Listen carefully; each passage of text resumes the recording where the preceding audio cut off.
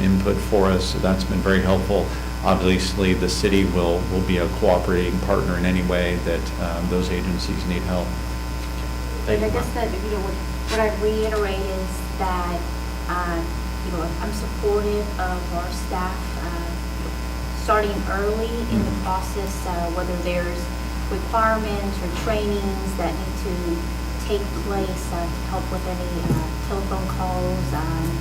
If someone's taking a telephone call in from City Hall and doing all the logging in of information via computer because the person on the other end doesn't have that, should the county need some support and some assistance, and I'd like us to be able to help with that.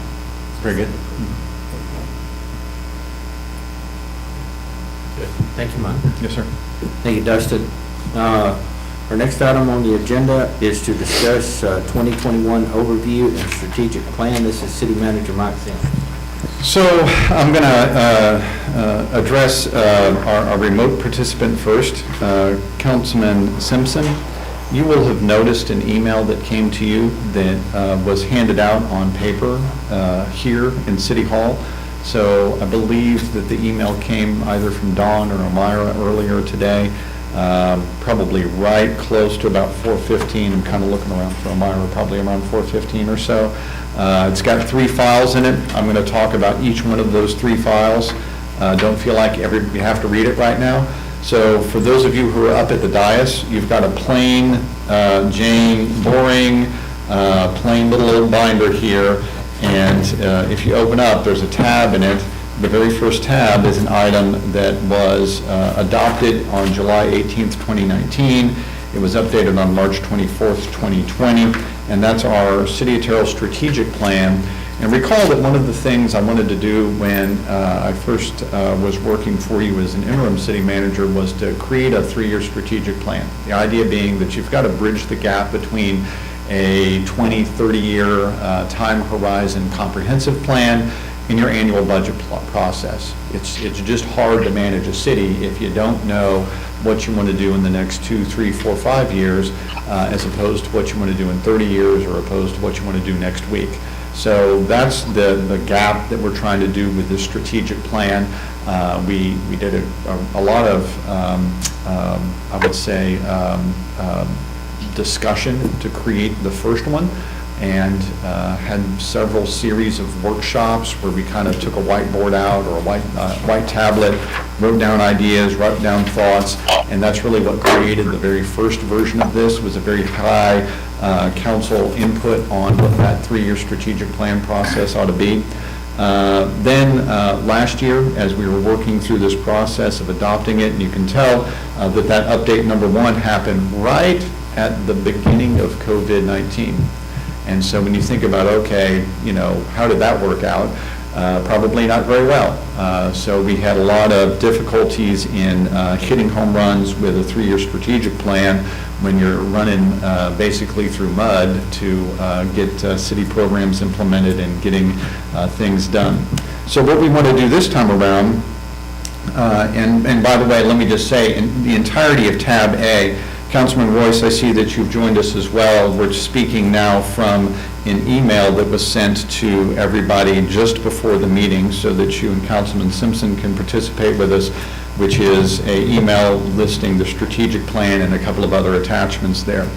So if you take a look at the City of Terrell strategic plan and you flip just a couple of pages into it, you see vision and goal statements from mayor and council. That's what we were gathering up last year at this time. You see the municipal organization page there on page 4. Then you flip over and you say, aha, this is what I wanted to talk about, budget preparation process. And so one of the things that, let's see if I see Jay Ayers around, there's Jay Ayers. One of the things that's very helpful for Jay Ayers as your finance director is you don't look at the budget as a static, well, I make it once in July, and then I wake up and adopt it, and boom, that's it. And we don't really attend to the budget on a regular basis. In order to do a good, thorough job with the budget, we kind of put this schedule together last year, and I'm not going to read the whole thing to you, but you might think about it as I got a budget preparation phase, I've got a budget approval phase, I've got an execution and implementation phase, I've got an audit, and then basically come back around and I do the whole thing again. So there's 2 pages that describe that. One's on page 5 of that document, the other one's on page 6 of that document.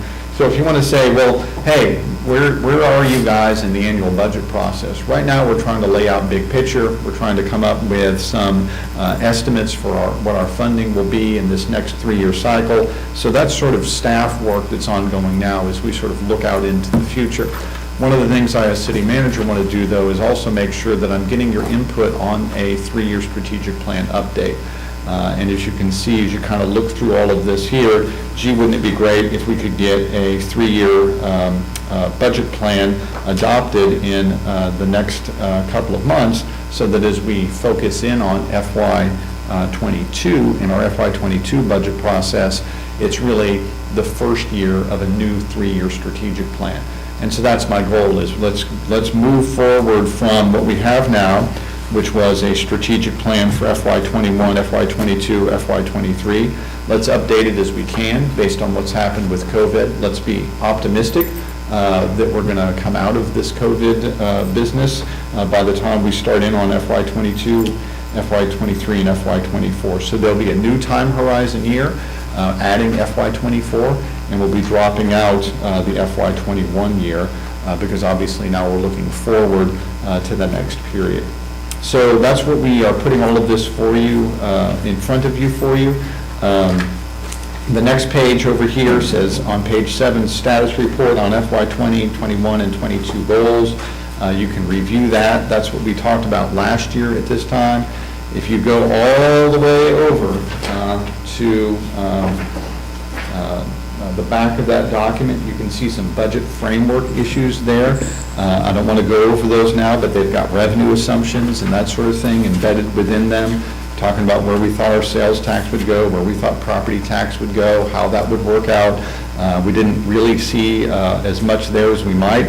I'll kind of mention that we would have thought, hey, FY21 will add to our sales tax. Well, that's not the assumption we ended up doing, right? We ended up assuming a little bit lower sales tax. We didn't assume growth in that. So if I turn over to the next tab on B that you guys have, the next one is one that says draft FY20 accomplishments. So we worked with all of our department directors and some of the other key staff to come up with something that would give you some draft review of our FY20 accomplishments, so you could see what that looks like.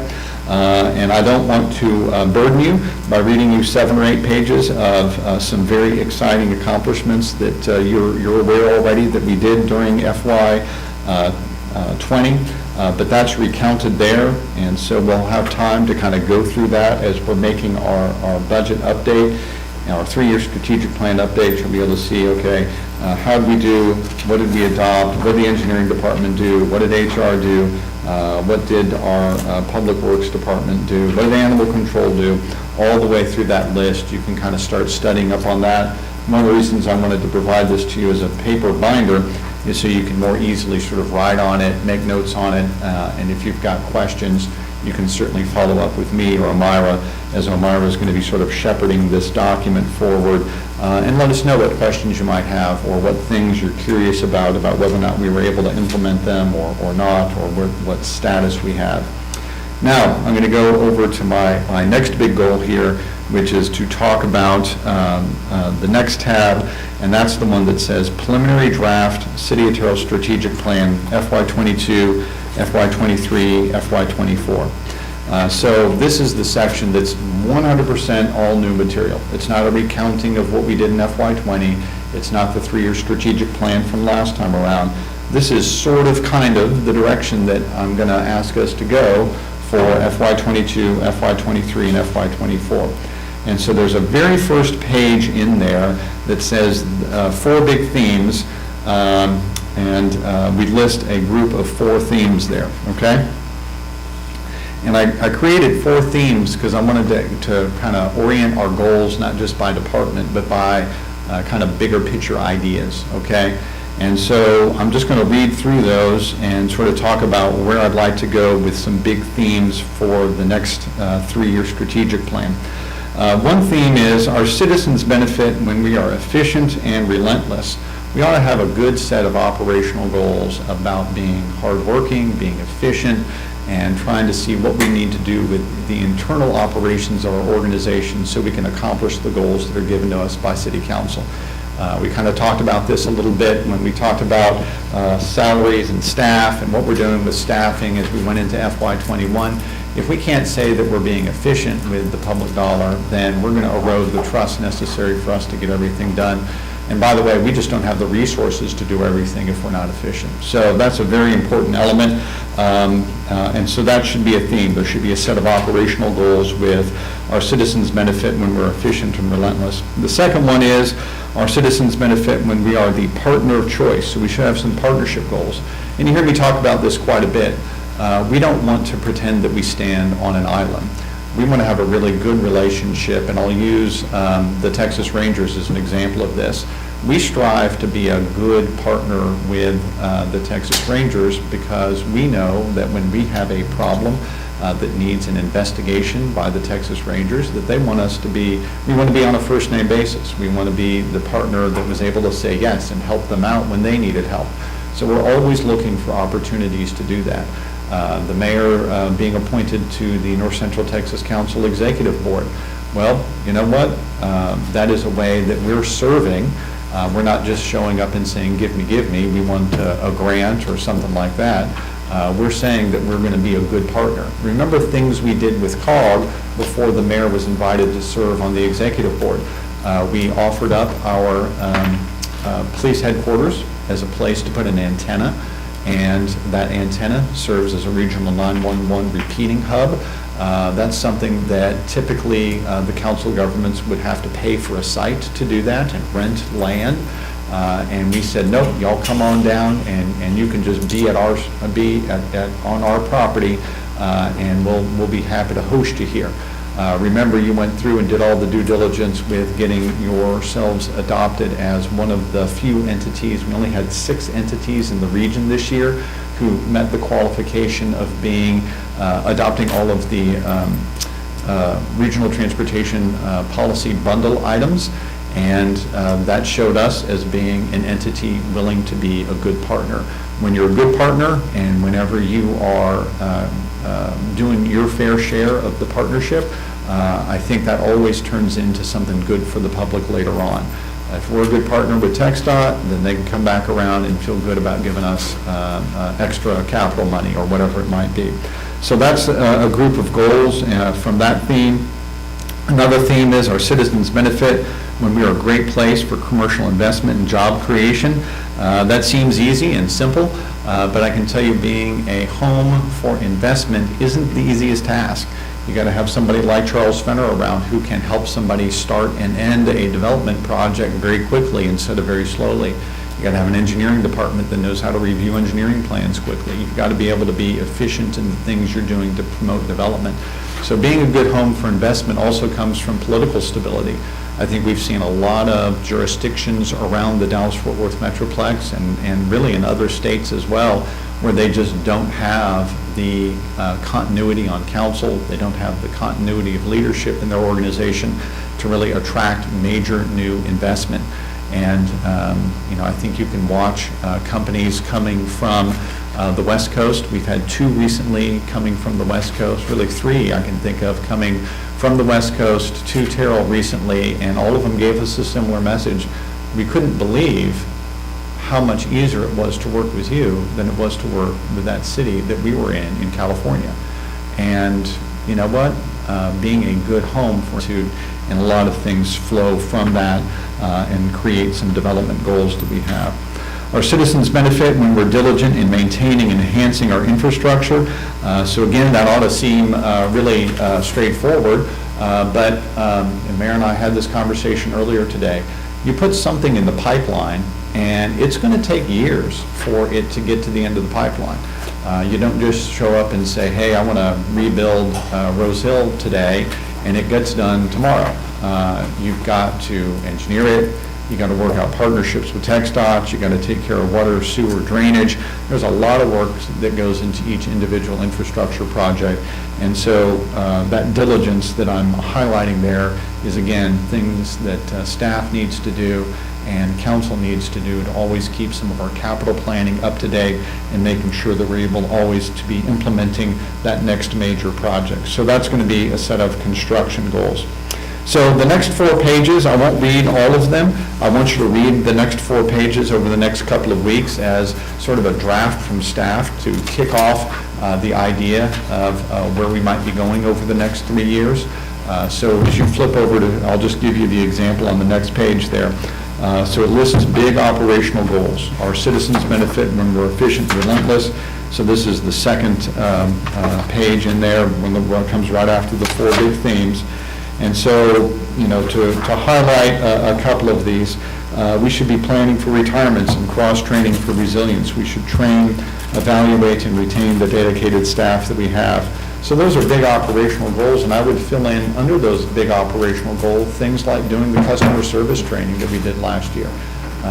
That customer service training that came right at the start of COVID-19, or right at the last few free days and weeks before COVID-19, that really turned into some really important training for us, because little did we know we'd have to not just do good customer service, we'd have to do it in a very challenging environment of COVID-19. So I was very happy that we did that training last year. I put one here that says add downtown security and polish functions. If we're not good operationally downtown, then we're not going to be the home that we want to be. We do all our business to rezone it. We've got the paddock board providing incentives. We're doing rebuilding at North Alley and South Alley. We've got all this great stuff that we're doing. You know what? If we don't have police resources to walk around downtown, and if we don't have city staff or contractors out there just picking up trash every day and sweeping it and keeping it clean, then I think a lot of that's for naught, right? Because I can have a really pretty thing that I don't take care of. So we want to make sure that we are very clear cut on that. The next page, and again, I'm not trying to go through all of these today, I just want to get them out there for you guys to start reviewing. The next one is big partnership goals. I'll pick the first one on here as an example. So the county is working on building their regional animal shelter. The county judge has talked about that several different times. You've heard that explanation. They'll have a center that can house many more animals in a much higher efficiency environment than we can. So we want to basically find out what that hotel room night is, so that we can take some of the animals that we currently have here and really save ourselves some money and get ourselves some operational efficiency into sending them down to a location where it'll be a little bit easier for them to get adopted out. So that's an example of that partnership. You guys heard about the second one here just recently. We have the Garland Mesquite partnership that we recently signed up for.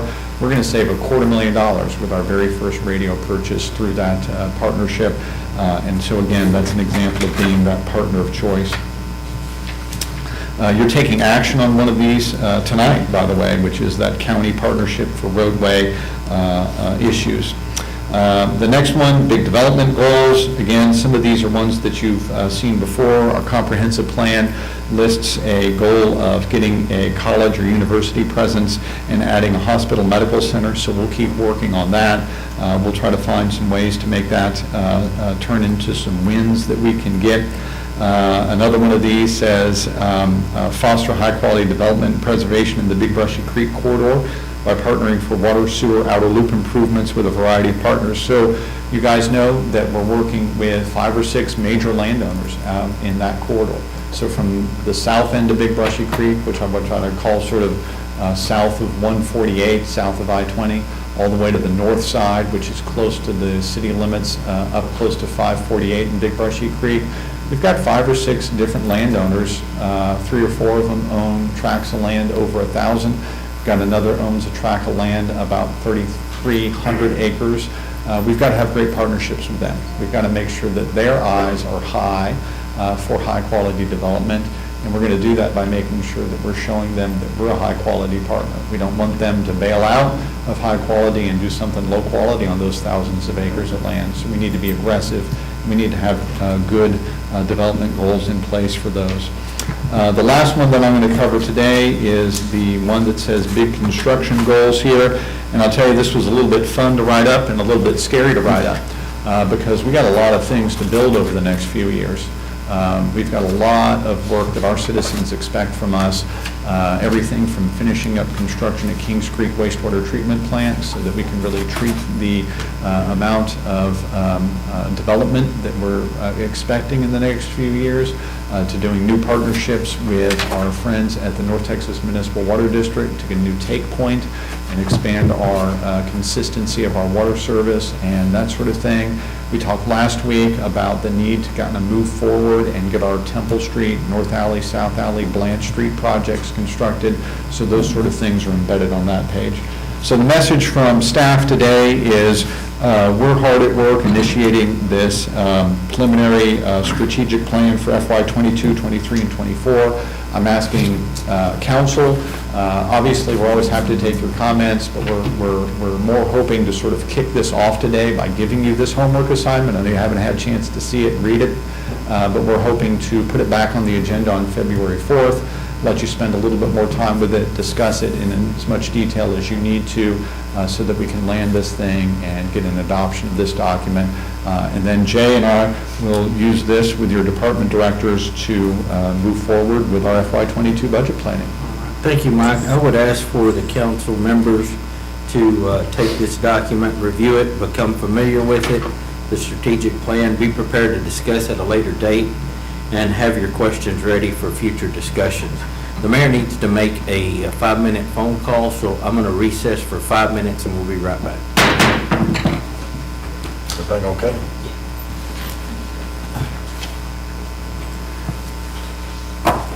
Mike, I'm going to use your office. Yeah, absolutely. That's fine. Let us know.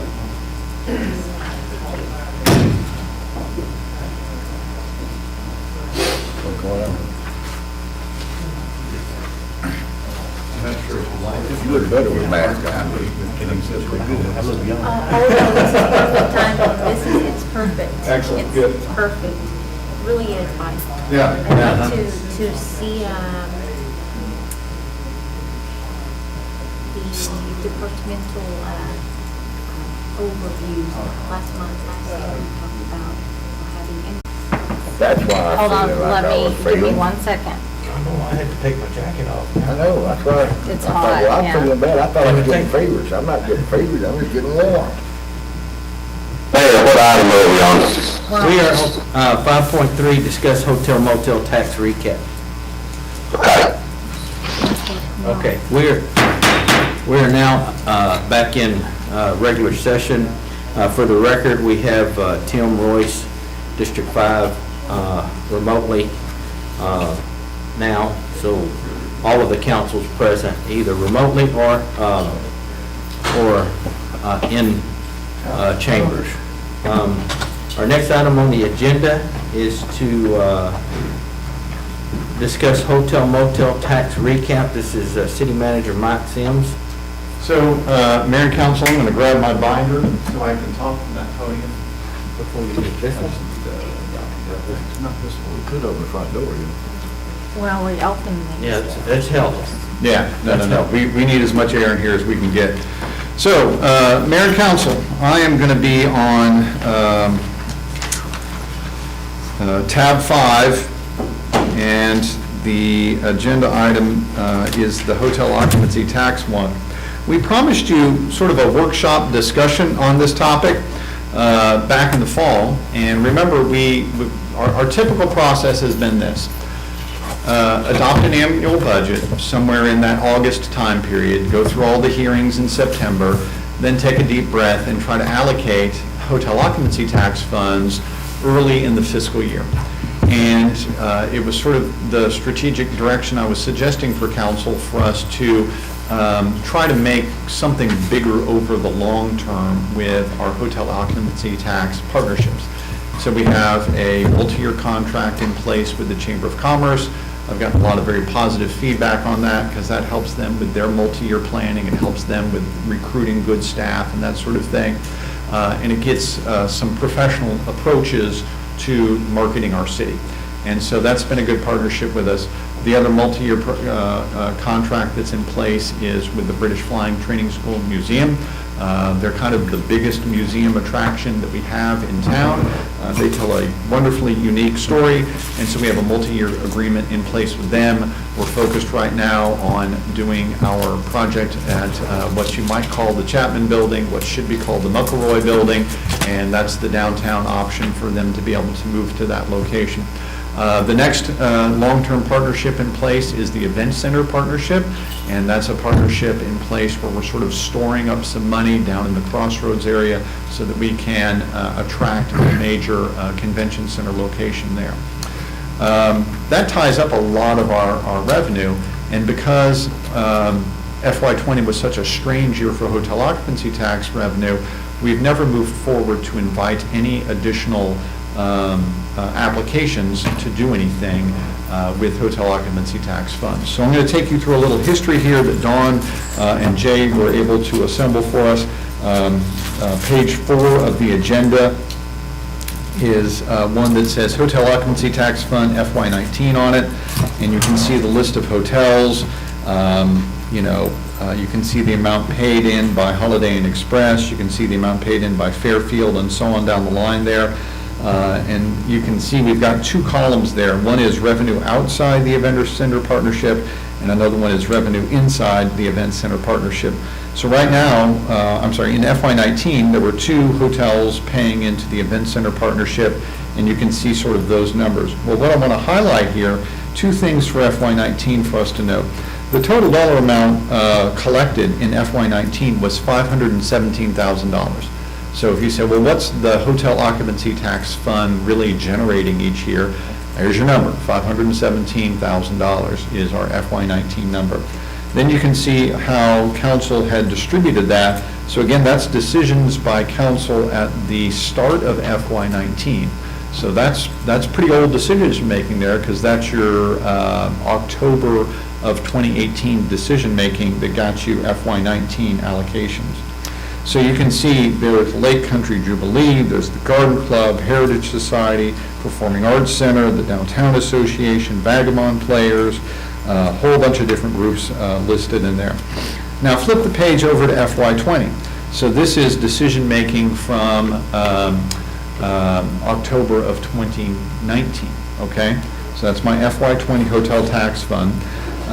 Due to COVID, being in effect from March through September, FY20 was only $477,000. So you really had a October of 19, November, December, January, February, where you had just typical good stays in the hotels. So you got 5 months of pretty good numbers. Then you had a hit on the revenue from COVID-19. So you can see the revenue there went down from the previous year of $517,000 to $477,000. Meanwhile, many of our nonprofits that we typically partner with decided to cancel their events. And so we had quite a few of them come forward and say, well, I've expended money in good faith attempting to set up my event, and can I get reimbursed for that? We did judge that that was the right decision to make, and so you see there that we had 2 payments that went out, one to eTerrell, one to Burnett Family Reunion, because they were in the process of planning events and had expended funds in good faith trying to get those events up and running. And you can see that we stayed true to our long-term partnerships. We were able to keep the BFTS Museum up and running with visitors because Governor Abbott's allowances did allow them to be open quite a bit. And then you can see the Convention and Visitor Bureau number there as well. So we went through the course of the year. We collected $477,000 last year. We spent $456,000. So now here's the policy question in front of you. And I'm going to turn the page over here. And I'm going to describe a do something scenario and a do nothing scenario.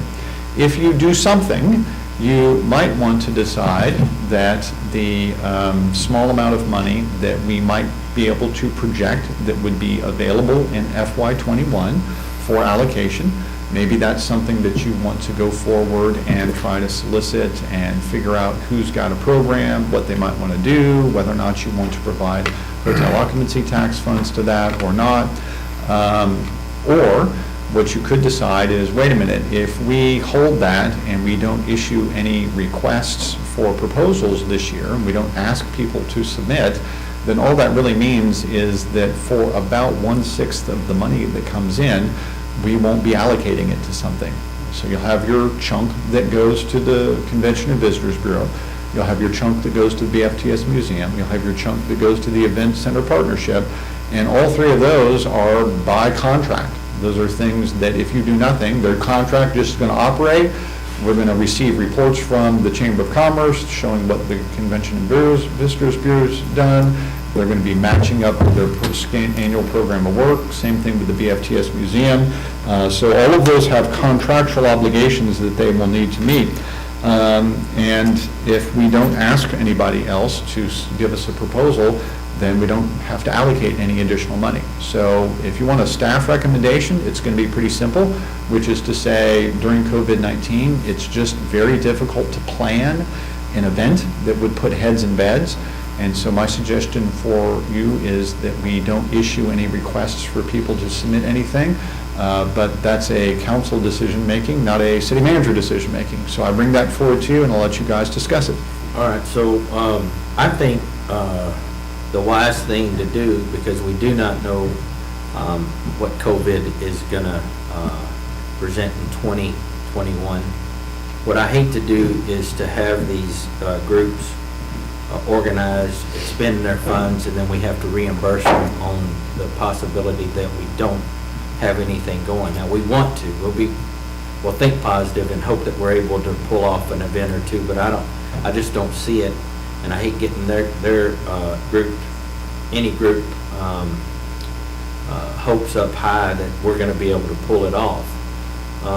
Last year, I reached out to our congressman and asked him pretty early what his thoughts were from the effect of COVID-19 and whether or not the city was going to be able to do any of these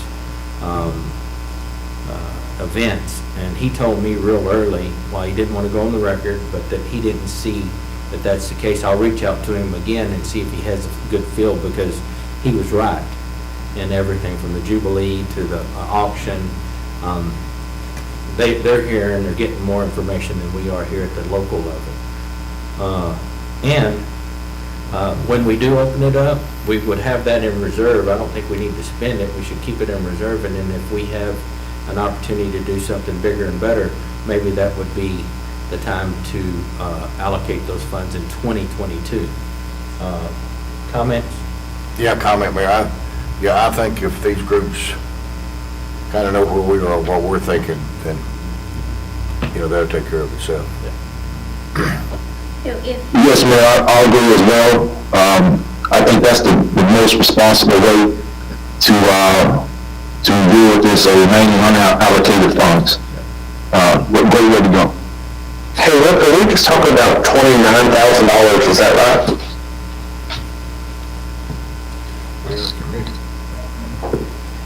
So that would be, Councilman, the amount that has come in thus far. So let me just kind of check with Dawn here. Which months did you do the FY21 for? Did that cover through January, or did that cover through That covered December? through December. So, Councilman Royce, the answer to your question is that, that 29, my guess is that 29 might turn into 60 by the end of the year. But we're on we have commitments of 175,000. Right. So in order for us to break even on this hotel motel tax, we're going to need to be able to collect 175,000. Wait a minute, is Mr. Sim saying that we will have already covered the commitments? We're just talking about unallocated money, we're not talking about the commitment money. Well, first off, Councilman, I want to just be real clear. I did not try ahead of time to perfectly project that number. If you'd like a quick Mike Sims estimate about how much money we'll collect that isn't covered by a contract, which I think is what your question is, how much money might we collect that's not covered by a contract? I'd be hard pressed to tell you that that number is going to be anything more than 60,000, and it's likely to be less than that. Okay, and Mr. Sims, do you think we will be able to cover our contracted outgoing cost? Yes, sir, because remember, our contracted outgoing costs are based on percentages. And so the Event Center partnership is 100% of certain of the hotels down on Interstate 20 and 148. The Convention and Visitors Bureau one is 50% of the remaining, and the DFTS one is 33% of the remaining. And so that leaves roughly, if I'm doing my math right, 17% of the non-Event Center partnership money.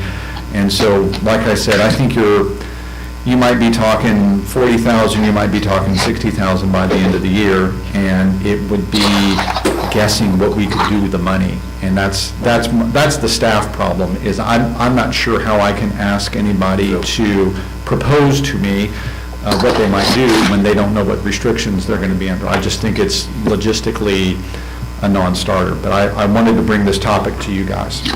Right, so I gotta say, my comment, Mayor, is, and the council is, hey, I'm good with keeping it in reserve, but with the knowledge that we could revisit, if, let's say, COVID vaccines go very well, and we're 6 months down the road, and we think our Convention Bureau can put on a fall festival, stew cook-off, cherry cook-off, something, I'd be open to allocating that money later in the year. I think my recommendation is, yes, let's please sit on it like Mr. Sims said, but let's revisit it during the summertime to find out if that's truly the forecast, if the forecast still remains hold and sit, or if we want to see if we can work with our partner over at the Chamber for a fall festival as a welcome back to the world.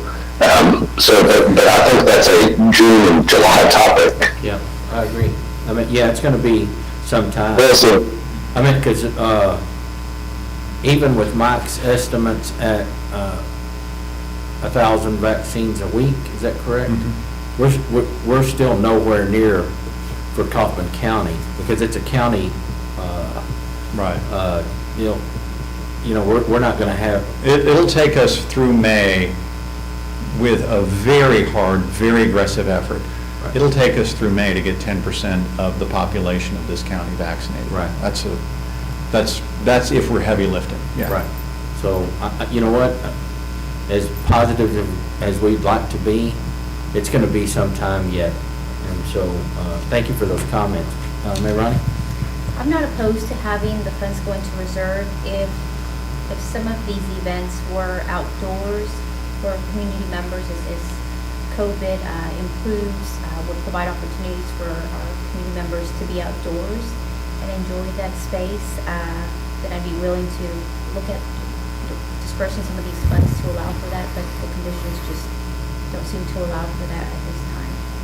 And I'm not opposed to revisiting later in the year as well. Yep. All right. Thank you. Thank you all for your comments.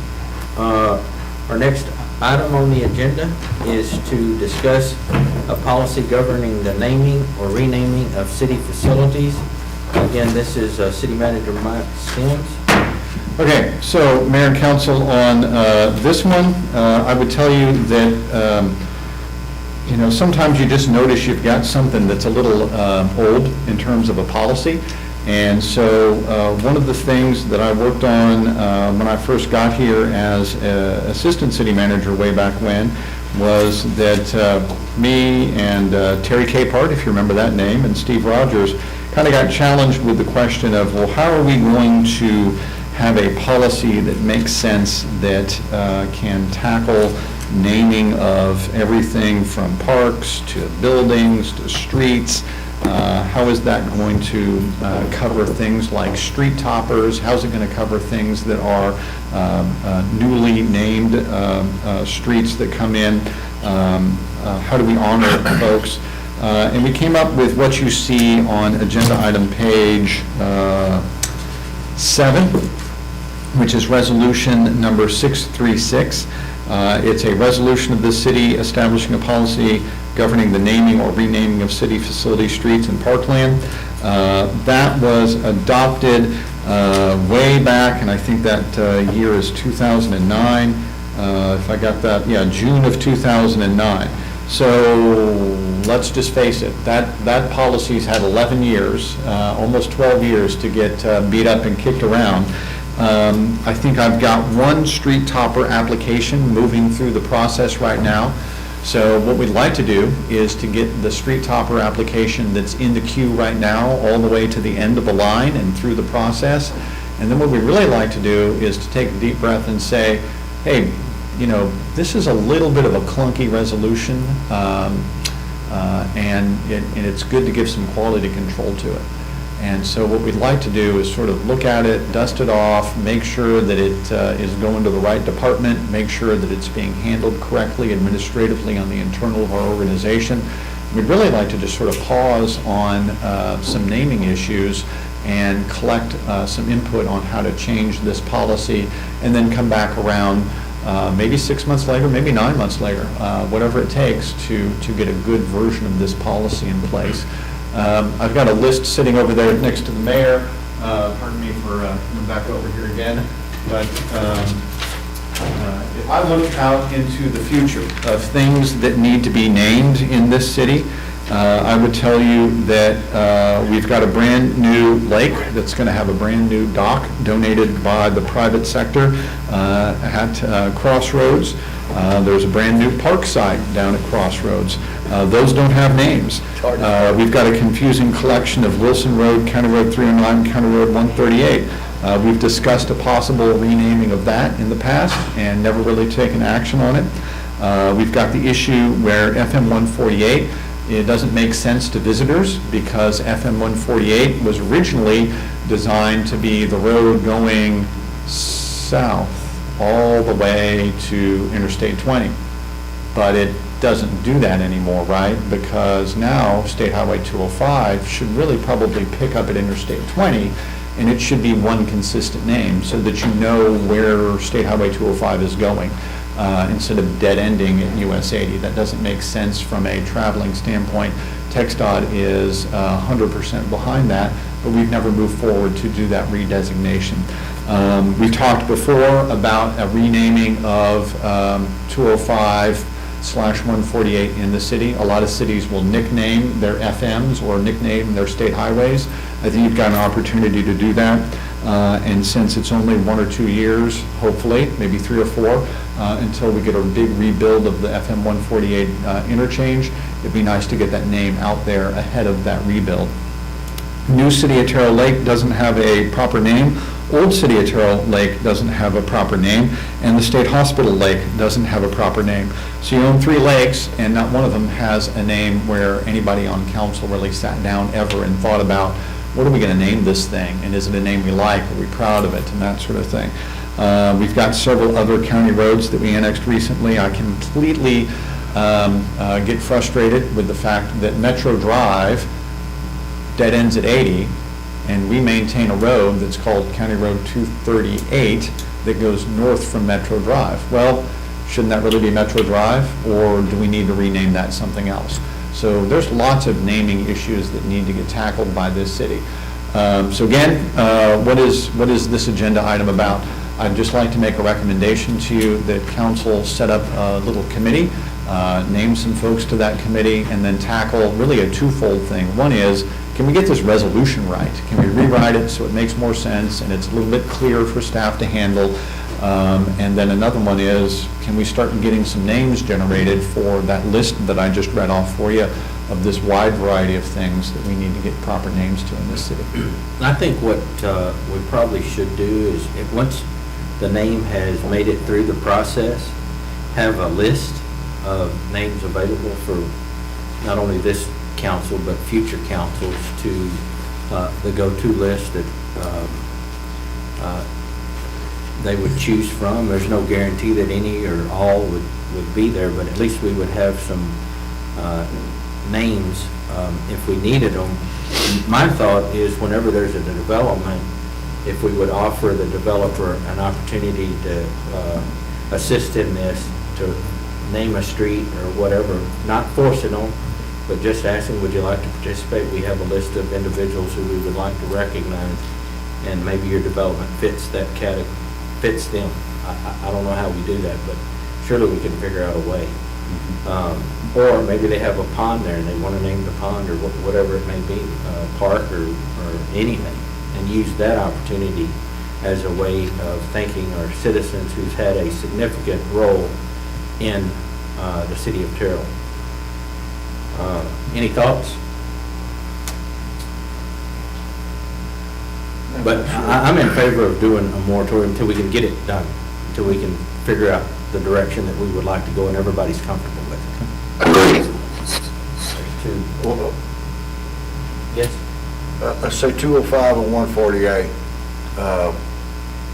You said TxDOT is ready for that, would work with us? We've on had that? several discussions with TxDOT over the years. In fact,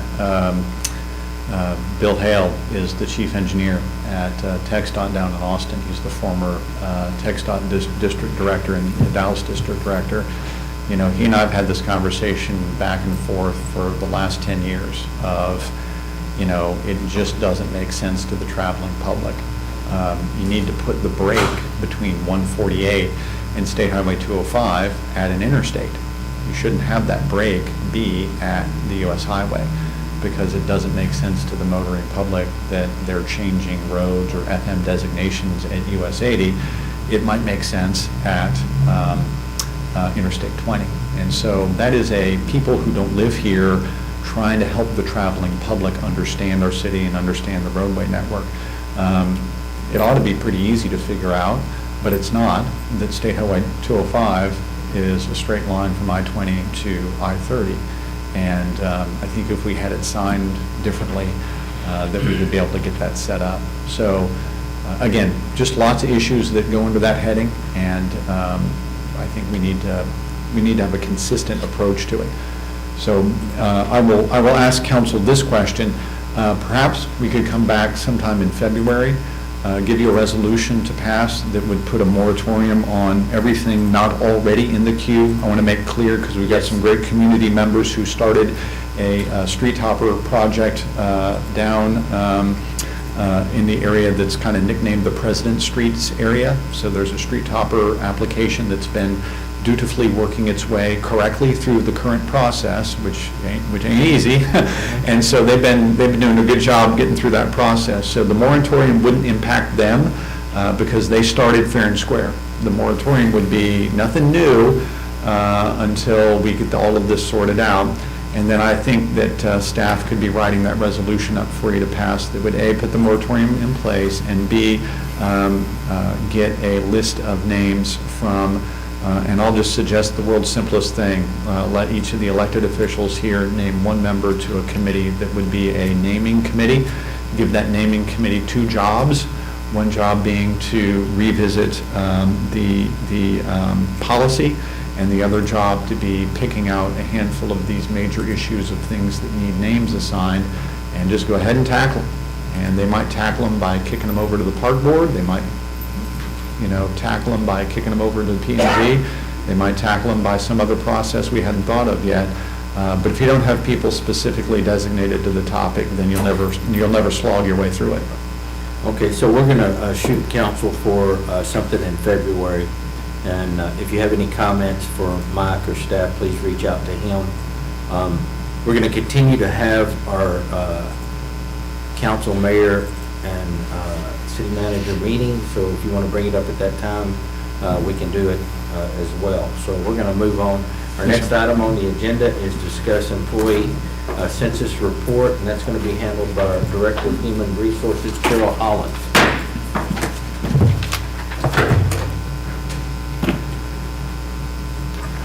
I don't know why I'm hitting the gavel. Somebody can take it away from me. Because you need to I need to do something. sanitize, that's fine. Once that gal was done, Hey, you see how Carol is setting an example. No, Carol don't want to get sick. I hear you. Uh-huh. Nor does the mayor. Oh, okay.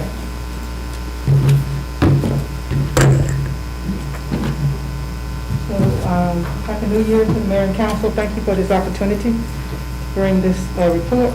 You may have noticed the beginning of our fiscal year 10/1/2020 that there was a blitz in advertising for positions. And that during your budget process, you didn't approve any of those, most of those positions. That is because the staff, my coworkers or colleagues, through attrition, through some separation of employment, they were not allowed to replace those employees for approximately 4 months. So most of the operations and staff members did more with less personnel, and we had an opportunity beginning of the new fiscal year to replace those positions. I prepared a PowerPoint.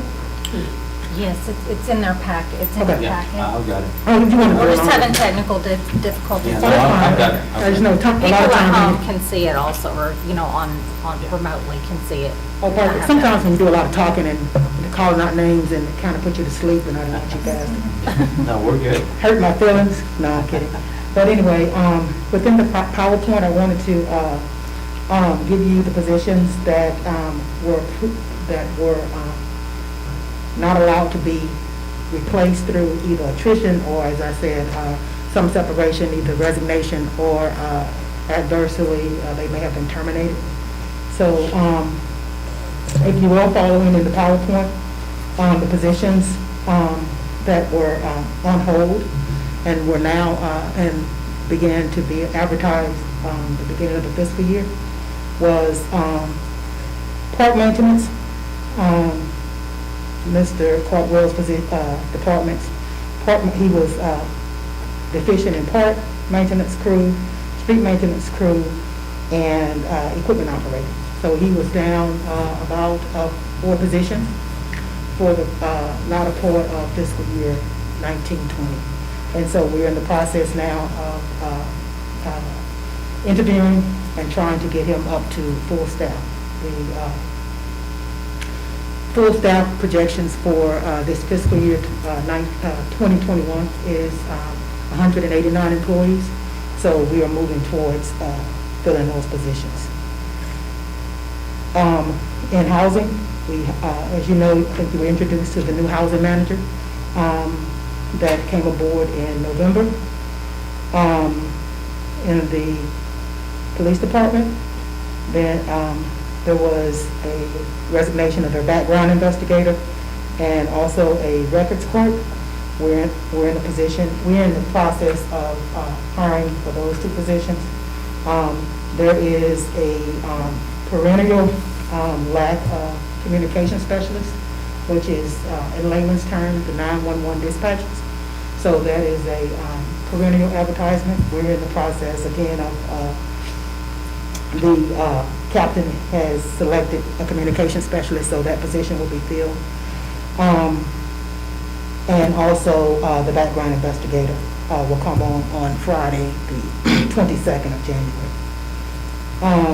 In the library department, the director was deficient in frontline techs, so we have hired 2 library technicians for the director. They came aboard November 2020, so they Carol, if you don't mind, I'm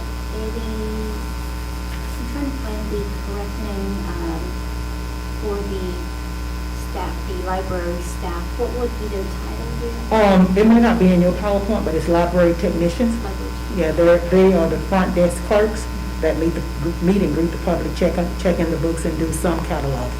And were those part-time positions, were those full-time positions? They were permanent part-time, but their hours, one was a 20-hour week and the other one was a 30-hour week. So she was able to add 70 hours a week of, 50 hours a week of staff. Thank you. And then in municipal development, There was a revamping of the department after there was a resignation of the assistant building inspector slash supervisor of code enforcement officers, code officers. And then there was a adverse release of a code officer. So we're in the process of hiring or submitting applications and advertising for code enforcement officer. And we took applications on the residential and commercial inspector, but they weren't, they did not meet the standard that we were looking for. So we are re-advertising to see, to make sure we pass to the director quality applicants. So we're not compromising on standards. We're just making sure that those that come aboard have the vision and the willingness to serve other employees. And then the top positions, battalion chief and patrol officer, are obviously civil service positions, and that comes with a process of entry-level testing, because you ascend from the bottom up. And it's been challenging with COVID-19 to actually assemble the number of candidates that we need to provide to both chiefs a quality list. We do have a civil service meeting scheduled for this Thursday that we are going to approve. The commission will approve one eligibility list. So the fire department will have a list to hire from, and then we'll set dates for new entry-level firefighters and patrol officers. We were using Trinity Valley. As you know, they are on virtual classes now, so getting candidates in and getting them screened with the temperature checks and all of the CDC COVID-19 guidelines, we're making sure that we're keeping our staff as safe as possible. Any questions so far? And then finally, the next page is the new budgeted positions. There was the emergency management coordinator position that was approved for 10/1/2020. We hired Dustin Connor, who has taken over those duties, and you heard from him today. So he's been on board since December 4, 2020. And then in expanding the municipal development department, there is a position for an additional clerk as they grow and address the needs of the community. Any So, questions? Mayor and Council, let me jump in and throw another item for you to consider. First off, thank you to Carol. It is very difficult to do what she does during the COVID-19 time because we got to have great staff and we got to fill great staff positions with great folks. But it's just a difficult time for what is best when it's a face-to-face process, and it's tough times for that. So kudos to Carol and her team for all she's doing there. The other thing I want to throw out there to get on your radar screen, this is really just a report for your information so you know where we stand. Another item that we're dealing with, of course, is as we move through all of what we're trying to get done in the finance world, we use a lot of contractors and consultants and that sort of thing in finance. So Jay Ayers and I are definitely talking about the idea that maybe we can do a little bit more of a transition there. So I think you'll see us do some pretty creative things with trying to make sure we've got the right team assembled in finance. I love it when Jay works at least 240 hours a week. But that might not be the thing that lasts till the end of time. So we're going to make sure that we have the right help and the right team in the accounting division. So that's the other thing that's sort of on my radar screen, along with all of the other issues here that are very important. If we can make a transition between people who aren't our employees working for us in accounting and get those people to be in. Y'all know Mindy retired, or I'm sorry, I should say went over to American National Bank. That was a little bit of a blow for us. We've got some talented people, but we need to make sure that we have a full team there. I would just say for Carol and it gives us an opportunity, while we hate to lose good people, It gives us an opportunity to be better Yes, it in that does. position, so you know what we're looking for, you know what we want, and thank you for your hard work. Well, Anyone else has any questions or comments? Thank you, Carol. I just want to recap. It's the code enforcement officer position, battalion chief patrol office, municipal development positions that are open at this time that haven't been filled. Well, actually, we're in the process, the operations department's Park and Street, we're in the process of interviewing, assembling some interview list for Glenn, who's the director of those, of that department, or those departments. However, we're not mandating that he hire from that list. I think there has been some rejection of some applicants, and we may be advertising for those too. So, again, we may add Glenn Caldwell to the list of street and parks. Thank you, Carol. One each? Actually, it's 2 in operations and 1 in park. 2 streets, 1 It's 1 street maintenance, and then he needs an equipment operator in the streets, and then a park maintenance worker, again, in the parks. Thank you very much. Hey, Mayor, I did have a question, maybe for Michael or Carol. So we did approve 2 new positions through the budget process last summer for Glenn. What were those 2 that we specifically allocated that were brand new positions? Or maybe it was Yeah, to just to be real positions that we had not been able to fill. One was, but we filled that one right before the COVID-19 crisis. There was an approval for a project manager that came aboard in March as he revamped, and then he changed the aquatics division, and he has a aquatics coordinator, and that was approved, and that person has been on since March, April.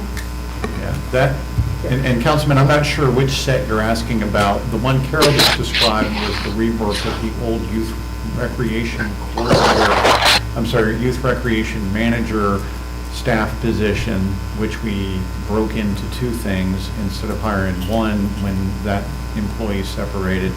We reworked as Carol described. So I'm not sure if that was your question, or if your question was about, you know, That was not the question, but that is good information. So during the summer budget process, we allocated $2 new to the utility billing process, which would have gained us 2 employees in Glenn's Yeah. world. Let me make sure I answered that part of it correctly, which is to say that those 2 positions were ones that we had entered FY '20 on freeze.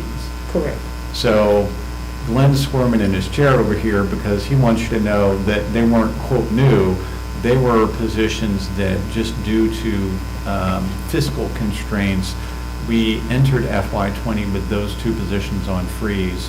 And so the, quote, new involved here was making sure that we refunded positions that in the past had existed. Okay, those 2 positions, have those 2 specific positions been filled? Those, I'm getting a no from Glenn. you have 1 that's coming aboard, Moorhead? That's for the Parks, yeah. So we are in the process, we have not filled the street operations position as of yet. We've taken the applications, they're being reviewed, and if we assemble a quality list of candidates, we will. If not, we'll continue to go out. As the mayor reiterated, we're going to get better and have the quality that we need. I think the other clarification that Glenn is squirming about over there in his chair is that everything we just talked about isn't the equipment operator in streets. That's a different staff position, which also just happens to be vacant at this time. That's a different Correct. thing. Yes. Yeah. Okay. Thank you, Carol. You're welcome. Next item on the agenda is the Housing Finance Director, Jamarcus Ayers, to discuss monthly financial report. Jamarcus, you have about 15 minutes. I guess you do this on purpose so you don't have to talk to us very long. Is that what it is? No, I didn't choose the order. All right. Good evening, Mayor and Council. I present to you the December 2020 financial report. On the first page on 14 of your agenda, pretty much get a summary of what's going on in the financials. The general fund, most of the revenue received was property tax and sales tax. Property tax came in at 1.35 million, and sales tax revenue was at 1.18. In the month of December, the expenditures exceeded revenues by approximately $285,000, and the utility fund has been positive so far at $47,000 through October, November, and December of this fiscal year. On investments, we have $12.04 million. Interest on investments right now, the text pool and Textpool and Techstar and Texterm, we only generated roughly $835. And hopefully, with things possibly turning around with COVID-19, those investment rates will increase throughout the fiscal year. If you look on page 15, it just gives you, you'll see the breakdown between Texterm, Techstar, and Textpool. You'll see how much money we have invested from the general fund, utility fund, and some of our COs and interest and sinking funds, and et cetera. Just showing you where that money's coming from with the $12.04 million and the $835 generated in investments. With the general fund on page 16, right now we've accumulated 21% of our projected revenues for 2021. Right now we're sitting at 6.2 million through December so far, with $23 million left to go. Revenues, I'll just talk about, well, expenditures. Let's talk about expenses. Expenses for December 2020 was 2.9 million. The difference between revenues and expenses to give you that 285,000. And through December 2020 so far, it's showing that we are at a negative $958,000, but that'll turn around in the upcoming months because we receive a majority of our property tax revenue in January, December, January, February, and March. So you'll see that change drastically, and the money that we have on the plus side of that, we'll use that money for investments to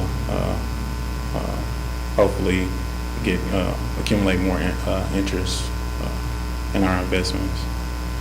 On page 17 of your agenda, if you look at that graph right there, it gives you a budget revenue breakdown for 2021.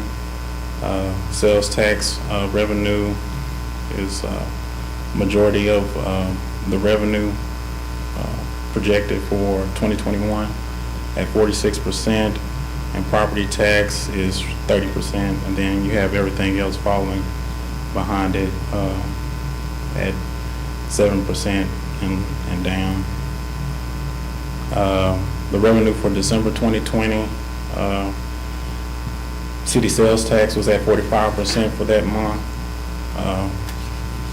property tax revenue was at 43%, and you can kind of see how everything just falls in line, but your majority of your revenue is going to be city sales tax and property tax. The graph on page 18 at the top gives you a breakdown of, in the red is the budgeted amount for each department, and in blue is the year-to-date actual that has been expended of that budget. So right now, we're just getting started, just starting the year off, so there's, not a lot going on there. And then under that, you'll have the expense budget breakdown, which pretty much breaks down expenditures for each department for December 2020. Okay, this is, I modified this sales tax graph. I wanted you all to actually get a glimpse of what's going on year to date in comparison to the other fiscal years. In FY21, we're at 3.5 million. In 2018, we were at 2.58 million at that same time, and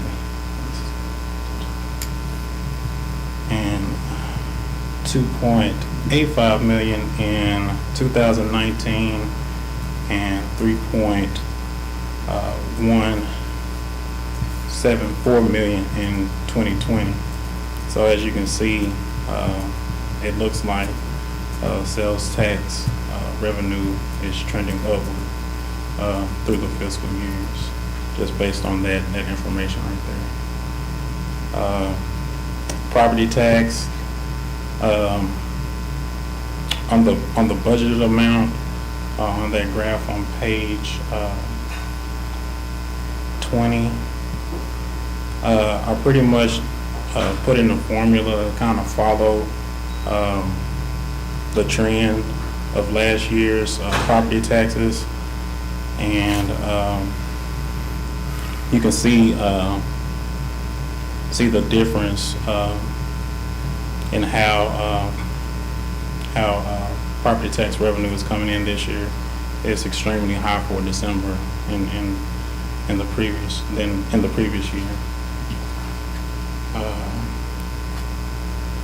We look at the utility fund on page 21.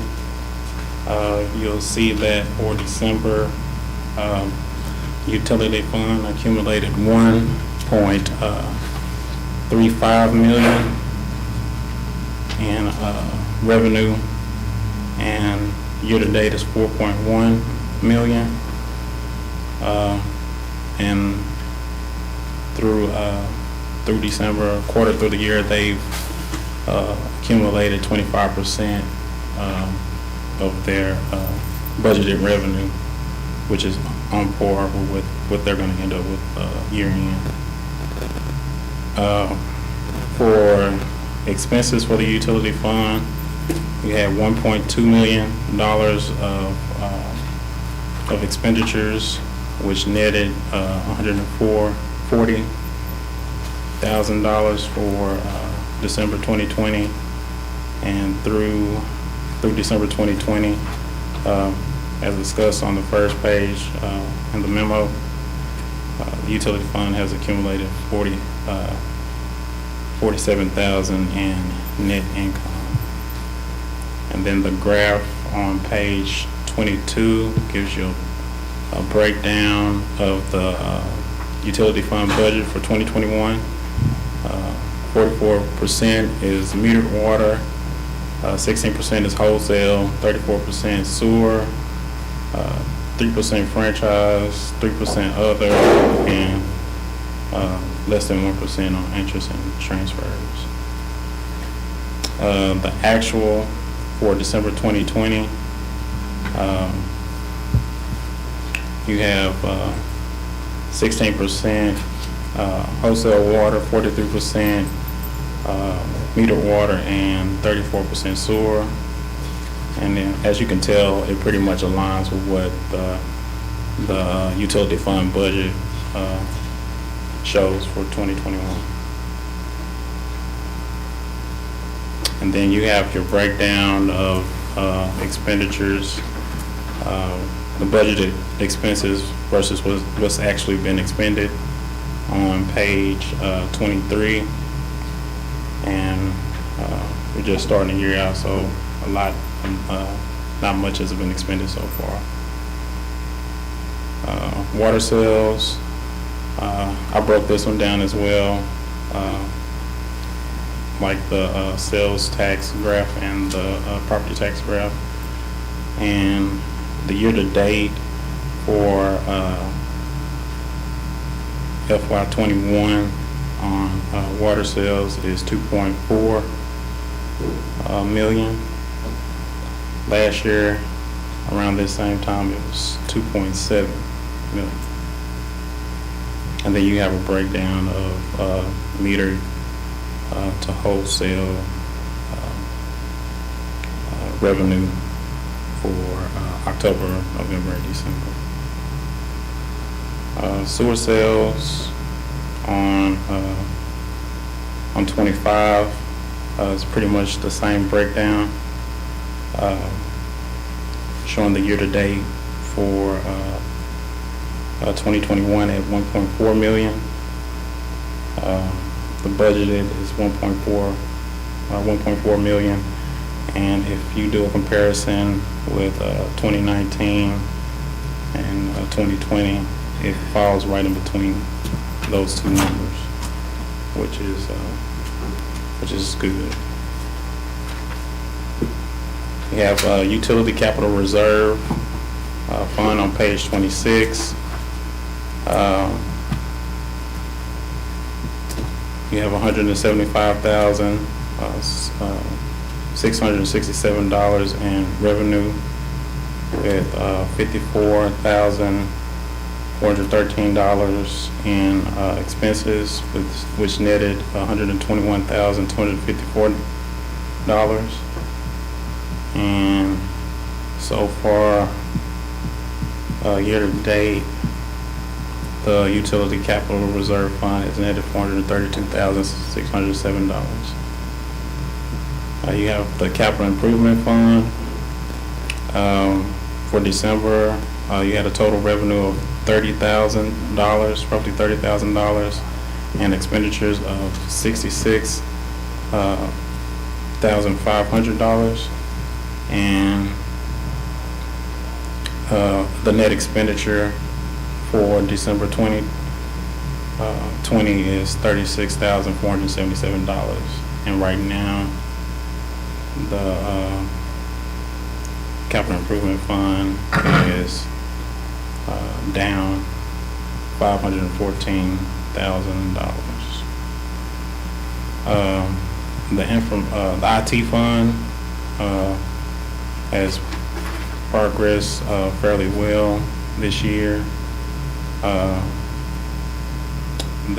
Although they had a net expense of $5,000, the year to date they've gained $44,145 through December 2020. And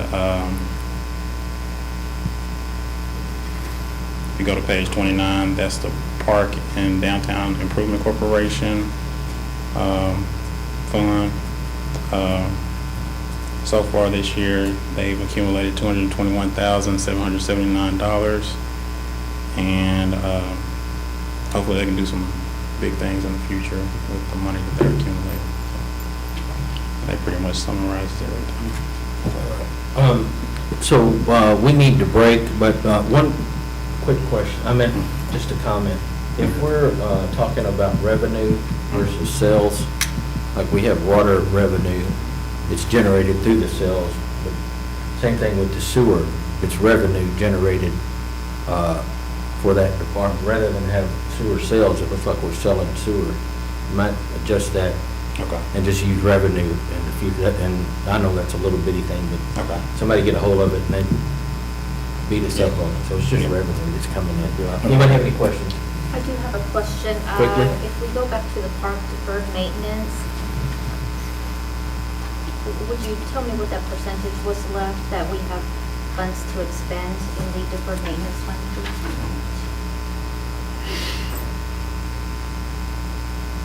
And really my question, and this might be between you and Glenn on, you know, what is it that we have left to purchase with the funds that we approved?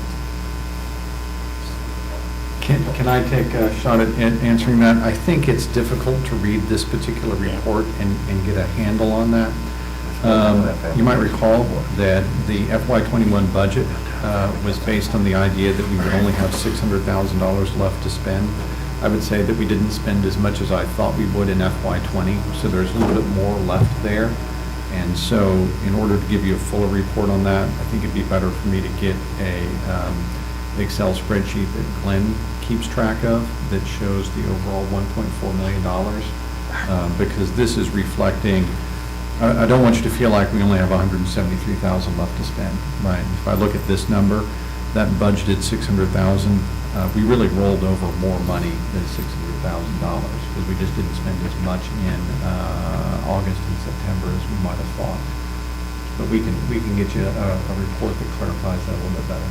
Right, I'd really like to see what, maybe get an update report on you know, what the funds have been spent on for deferred maintenance and what we expect to purchase moving forward with COVID-19 and really, you know, outdoors being one of the only spaces that our community members can be outside of. I'd really like for us to, you know, go ahead and install those playgrounds that I believe we purchased or we were going to purchase, and really make some headway on what we can provide our community members to use outdoors.